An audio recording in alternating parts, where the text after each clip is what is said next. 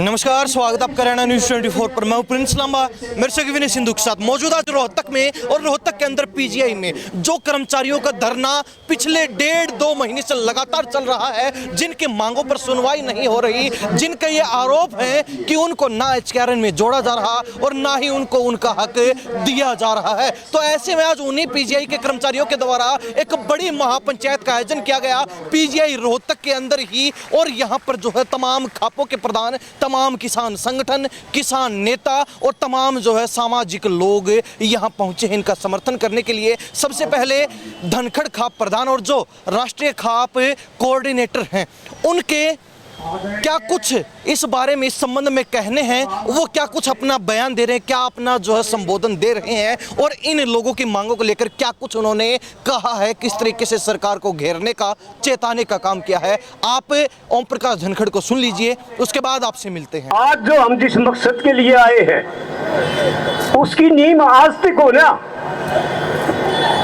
या 1940 से धरती थी।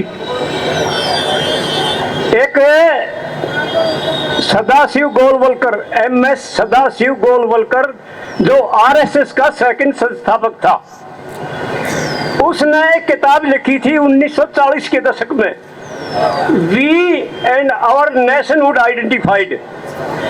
उसमें उसने एक शब्द लिखा था जिसका निचोड़ था कि अगर भूल से सत्ता हाथ लग जाए, जिस तरह ये 2014 में झूठ बोल के लग गई, अगर भूल से सत्ता हाथ लग जाए तो उस देश की सरकारी संपत्ति, जल जंगल और जमीन अपने 2-3 धनाढ्य विश्वसनीय साथियों को सौंप दे और देश में 95% देश में भूखमरी पैदा कर दे, ताकि 7 जन्म तक भी आपकी सरकार ना जाए। और वो ही चल रहे थे, एक एक करके यहाँ हालात पैदा कर देंगे। हम भी आ लिए, आप भी आ लिए, बारी सब किया होगी कि सिर्फ अगले 2 वक्त की रोटियां की सोच रहे, बाकी सोच खत्म करनी है इन लोगों ने। फिर एक उससे MS गोलवलकर ने जब देश आजाद हो लिया तो 1960 के दशक में एक किताब और लिखी। उस किताब का नाम था बंच ऑफ थॉट्स और उसके 43 नंबर पृष्ठ पे ये लिखा, पहला ये शब्द, पहला ये पॉइंट, कि भारतीय संविधान एक विषैला बीज है। लोकसभाएं, राज्यसभाएं, विधानसभाएं भंग होनी चाहिए, एक तंत्र शासन स्थापित होना चाहिए, लोकतंत्र को खत्म करो, SC, ST, BC, OBC इनके बच्चों को कम से कम स्कूलों में दाखिले दो, और एक आध कोई पढ़ जा, IAS IPS बन जा तो उसका अपनी छोरी दे दो ताकि वो हमारा कंट्रोल में हो जाए। ये लोग जो शासन करता है, ये अपने कोना, इस मुल्क के कोना, ये विदेशी हैं, यूरेशियन नस्ल के, और इनने यो धंधा बना रखा है कि भाई यो देश 2.5% से इस देश में खत्म करना से, काबू करना से वोटां की जरूरत को ना। कदे कोई भाई नू 1-2 पहला भी बोल गए कि भाई वोट जो ने दूसरा ने दे दी या उनने दे दी या आपस में लड़ पड़े, वो कोई चक्कर नहीं इनका। इनने नहीं चाहिए किसी की वोट। वोट इनका इलेक्शन कमीशन है, इलेक्शन कमीशन से बढ़ाओ चाहे घटाओ, इलेक्शन कमीशन ने अपना काम करना है। तो आप लोगों ने बहुत सोच के समझ के, आगे 2 अक्टूबर में बहुत बड़ा कांड होने वाला है, उसकी ट्रेनिंग चल रही है शहरों में, इनमें RSS की ब्रांच, और वो लाठी मार्च होना है।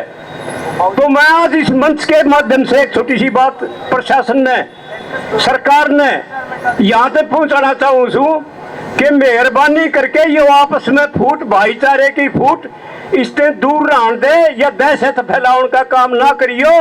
और नहीं तो हमने अपनी जेली गंडासी ठाली ने, हमने अपनी जेली गंडासिया का मार्च काट दिया, तो ये लाठी वाले थरे टोले नहीं पाओगे। ये पाखंडी, इनसे दूर रखो खाम खाने इस गांव में, इस देश ने, और किसी तरह बस लेने दो, जियो और जीने दो।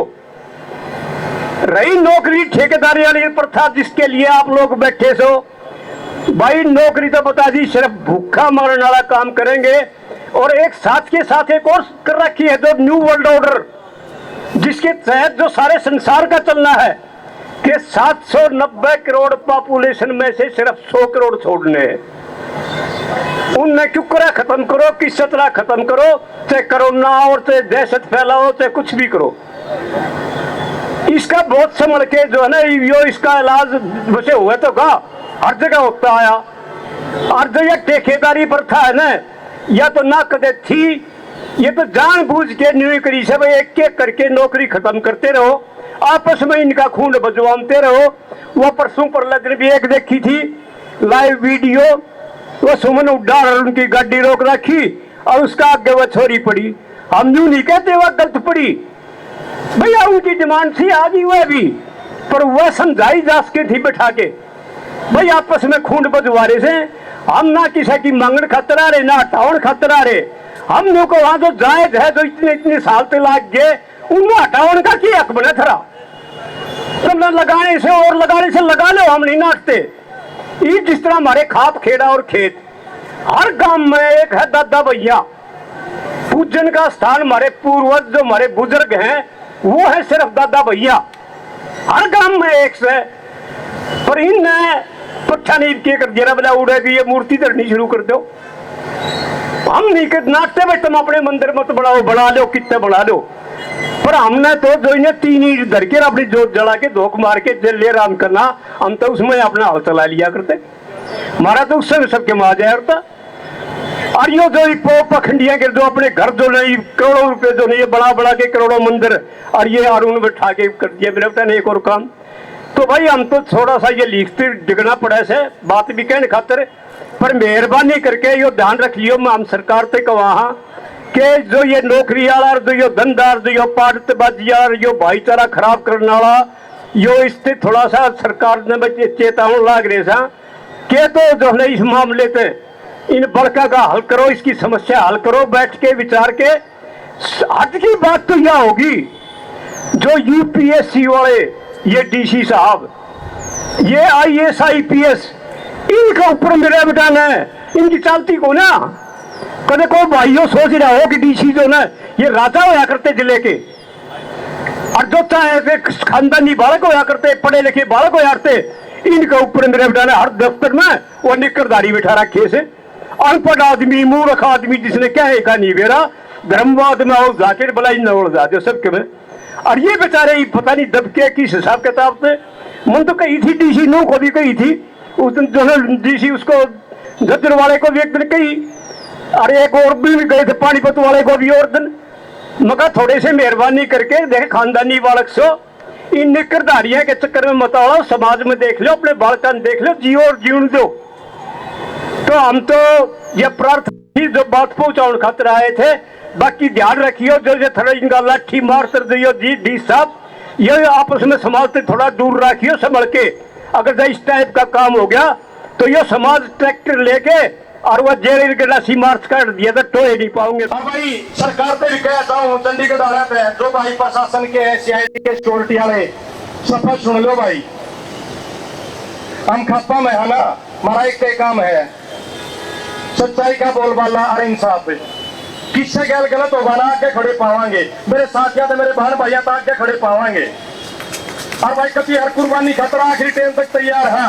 कानून तोड़ा को ने पेंडा छोड़ा को ने कितने भी बाज लियो भाई, चाहे वीसी बाज लिया चाहे सीएम बाज लिया चाहे डीसी बाज लिए। धन्यवाद साथियों। तो सुना आपने ओम प्रकाश धनखड़ को जो धनखड़ खाप के प्रधान और राष्ट्रीय खाप कोऑर्डिनेटर हैं। उन्होंने अपने संबोधन में स्पष्ट रूप से सरकार को ये चेतावनी दे दी कि सरकार जो धर्म के नाम पर जाति के नाम पर बांटने का काम करती है ये इस तरीके की राजनीति बंद कर दे, और जो लोग हड़ताल करते हैं धरना देते हैं आंदोलन करते हैं उनकी मांगों पर प्रमुखता से संज्ञान लेकर उनको उनका हक दे दिया जाए। वरना खापे किसान संगठन किसान नेता खाप प्रधान ये तमाम जो लोग हैं इन लोगों के साथ मिलकर एक बड़ा आंदोलन भी बना सकते हैं। इस आंदोलन का रुख कुछ और आने वाले दिनों में हो सकता है अगर सरकार ने इस बारे में संज्ञान नहीं लिया, इनकी मांगों पर ध्यान नहीं दिया। इन सब बातों के साथ मैं प्रिंस लांबा मेरे से विनय सिंधु के साथ हरियाणा न्यूज़ 24। नमस्कार, जय हिंद।